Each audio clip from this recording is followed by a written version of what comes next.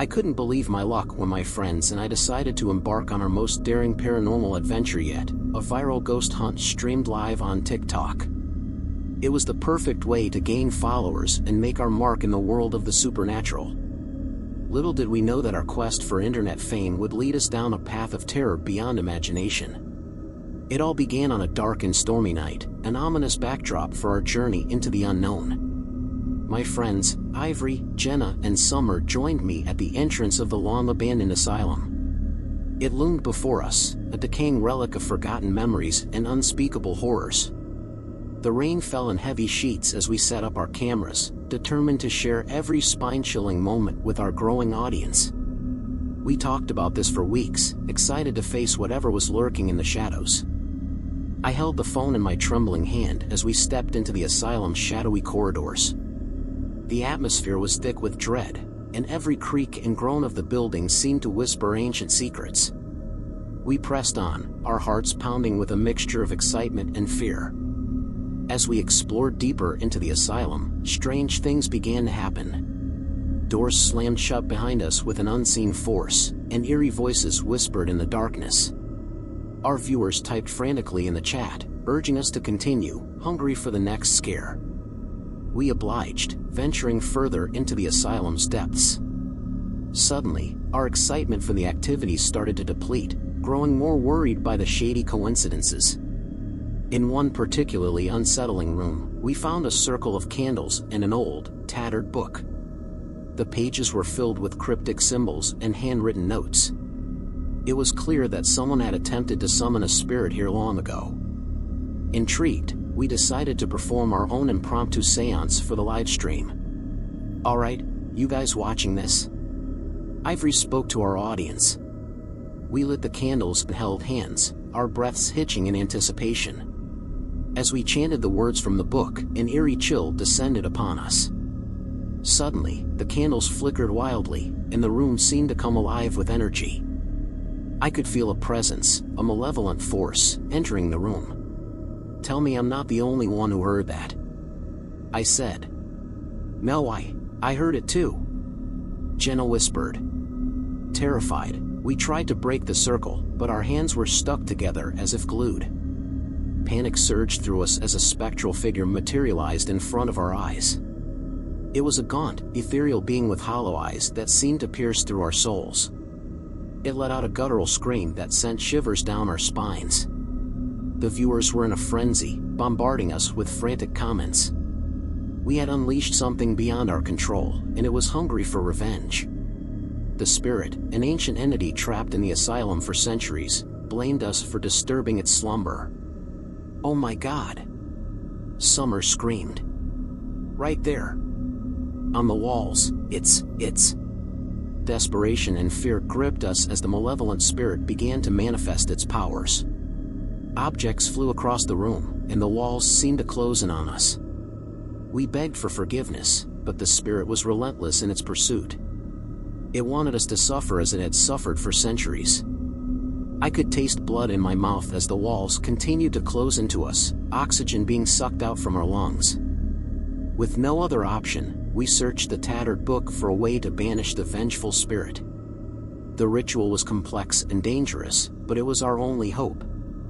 We gathered the necessary items and returned to the room where we had unwittingly summoned the entity. As we performed the banishing ritual, the asylum shook with fury. The spirit fought back with all its might, hurling us against the walls and trying to extinguish the candles. Our viewers watched in horror as our live stream became a life and death struggle. In a final, desperate push, we completed the ritual just as the spirit lunged at us. A blinding light erupted, and the asylum seemed to scream in agony. When the light faded, the spirit was gone, and the asylum fell into an eerie silence. "Is it over?" Summer whispered, her face covered in tears. "I think so," Ivory replied back. Exhausted and battered, we ended the live stream, knowing that we had narrowly escaped a fate worse than death. Our followers were left in shock, their frantic comments now replaced with relief and gratitude. However, one comment stood out: "Guys, I think the spirit is going to follow them. They unlocked a curse, it isn't some regular ghost." Shivers ran down my spine as I read the comment. Was it true? I thought the banishing spell would be enough. It should be enough. It has to be, right? Hey, Jenna tapped on my shoulder. Let's get out of here. As we made our way out of the asylum, we couldn't help but reflect on the dangers of seeking fame at any cost. We had come face to face with a malevolent force born of human folly, and it had nearly consumed us. Our viral ghost hunt had turned into a horrifying battle for survival, one that would haunt us for the rest of our lives. We were grateful that it disappeared. But the night I returned home, I could feel the eerie atmosphere returning. Beads of sweat trickled down my back as I stood in front of the haunted figure. You are never getting rid of me. It spoke with malevolence, coming closer to my frozen figure. Story 2. I first stumbled upon the cottage girl while mindlessly scrolling through TikTok. Her content was like a breath of fresh air, a peaceful escape from the chaotic world. She lived in a picturesque cottage nestled in the countryside, and her videos were filled with the serene beauty of nature. I quickly became one of her many followers, eagerly anticipating her uploads. Her early videos were filled with laughter and innocence. She took her viewers on tours of her charming cottage, showcased her beautiful garden, and shared her love for animals. I admired her idyllic life, and her videos brought me a sense of tranquility. Do you guys see? Little Merida is growing bigger each day, she spoke to the camera while petting one of her cows. I chuckled at the adorable sight, hoping that I could see more happy content on my For You page. But then, something changed. It started subtly, a gradual shift in her demeanor. Her smile, once so genuine, began to falter. Her eyes, which had once sparkled with joy, now held a hint of something darker. I couldn't help but notice that her content began to take on an eerie tone. She started sharing stories about the history of her cottage, tales of mysterious happenings in the woods, and encounters with strange, unexplained phenomena. Her once innocent TikToks turned into something unsettling. I watched as the cottage girl recorded herself exploring the woods around her home. The camera shook, and her voice trembled as she described feeling like she was being watched. In another video, she showed the inside of her cottage, and I couldn't help but notice the cryptic symbols etched into the walls. It was as if someone had control over her every move, watching over her like a hawk. Her once happy demeanor was taken away by the look of fear. I wasn't the only one who thought this way. The comments on her videos were filled with concern, and I joined countless others in expressing our worry for her well-being. But the cottage girl remained silent, never addressing our concerns. I don't think she's okay. It looks as if she's being held hostage. What happened to all her animals like Merida? As the weeks passed, things took a disturbing turn. She posted videos of herself sleepwalking, muttering incoherent words, and her once pristine garden became overrun with weeds and thorns. Her beloved animals disappeared, leaving behind only the haunting sounds of their echoing cries. This was no longer Cottage Girl, but a sinister force that has possessed her entire being. Other content creators started speculating on her new actions, conspiring that a hex was being put on her. I tried to not believe it myself, but her actions spoke louder than my intrusive thoughts. The final video was the one that shook me to my core. It was filmed in the dead of night, the cottage shrouded in darkness. The cottage girl stood in front of the camera, her face pallid, and her eyes devoid of life. In a hauntingly monotone voice, she spoke words that sent a chill down my spine. "They're here," she whispered, her voice barely audible. "They've always been here, in the cottage, in the woods. Watching. Waiting." The video abruptly cut off, leaving viewers in shock and terror. The comments section exploded with concern, but there was no response from the cottage girl. She had vanished from TikTok, leaving behind an audience haunted by the inexplicable events they had witnessed. She's gone? What on earth was that?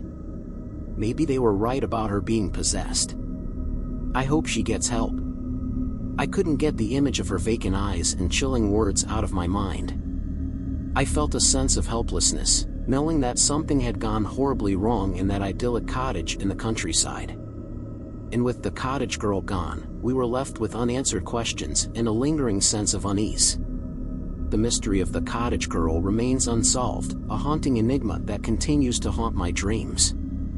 I can't help but wonder what happened to her, and if the sinister forces she hinted at in her final video are still lurking in that peaceful, yet now profoundly eerie, cottage in the countryside. Story 3. My life was like any other teenager's, full of school, homework, and endless scrolling through TikTok.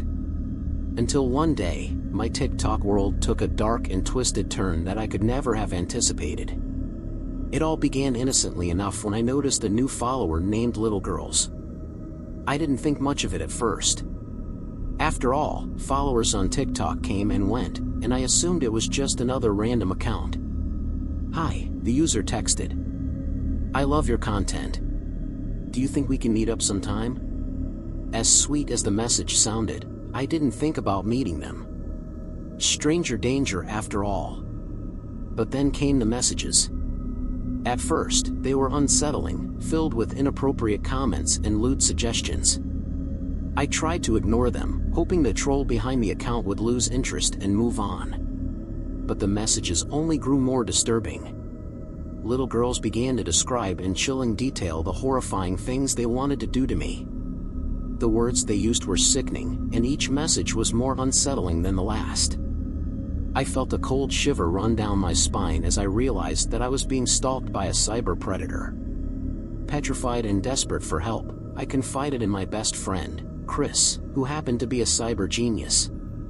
We'd been friends since kindergarten, and he had always been my go-to person when it came to tech problems. I showed him the messages, and his expression darkened. "This is serious, Maya," Chris said. "We need to find out who's behind this account and put an end to it. I want to block this person, but I'm petrified." I whispered. "Don't worry, just make sure to screenshot everything for evidence each time." We spent countless hours trying to trace the IP address, but Little Girls had covered their tracks well. They seemed to revel in the fear they were instilling in me, taunting me with their relentless messages. Chris's determination never wavered, though. He dug deeper into the online world, using his skills to uncover any lead, no matter how faint. As days turned into weeks, we discovered something that sent chills down my spine. "Maya," Chris said solemnly one evening, "I've found something unsettling. Little Girls isn't just a random predator. It's someone from our school." "What do you mean?" I panicked. I couldn't believe it. The stalker was someone I knew, someone I had seen every day in the hallways. Chris had traced the messages back to an anonymous account, but through some clever sleuthing, he had connected the dots. We decided to confront this person, to unmask the predator and put an end to the torment. With Chris by my side, we confronted the person behind the anonymous account. It turned out to be Jessica, a girl from our school who had always seemed so quiet and unassuming. She was in my maths class, and I knew she was a classmate of mine. But I never made the first move, thinking that she wanted to be left alone. She confessed to her twisted actions, revealing that she had become obsessed with me after seeing my TikTok videos. Her obsession had driven her to create the Little Girls account and send those terrifying messages. "I'm sorry for terrifying you. I never meant to," she spoke through her sobs. "It's just, I'm there in maths class to talk, you know?" I told her. "I would love to get to know you if you just tried in person." "I know I'll leave you alone, I promise." Relieved that the nightmare was finally over, I thought my life would return to normal. But I was wrong. The revelation brought a new level of terror. Jessica's obsession with me didn't end with her confession. In fact, it escalated. She lied about leaving me alone. Jessica began showing up in different classes of mine, following me home, and sending me chilling letters filled with disturbing fantasies. I was living in constant fear, unable to escape the relentless grip of my stalker. Chris and I reported Jessica to the authorities, but they said they couldn't do much without concrete evidence of harm. The fear and anxiety weighed on me, and I couldn't escape the feeling that my life was spiraling out of control. As the days turned into months, I remained trapped in a never-ending nightmare, with little girls always lurking in the shadows. My once beloved TikTok had become a source of terror, and my life had been forever altered by the actions of a deranged cyberstalker. And so, I'm left with this unsettling truth, an ending marked by angst and despair. I can't help but wonder if I'll ever escape the relentless grip of my TikTok stalker, or if I'll be forced to live in fear for the rest of my life.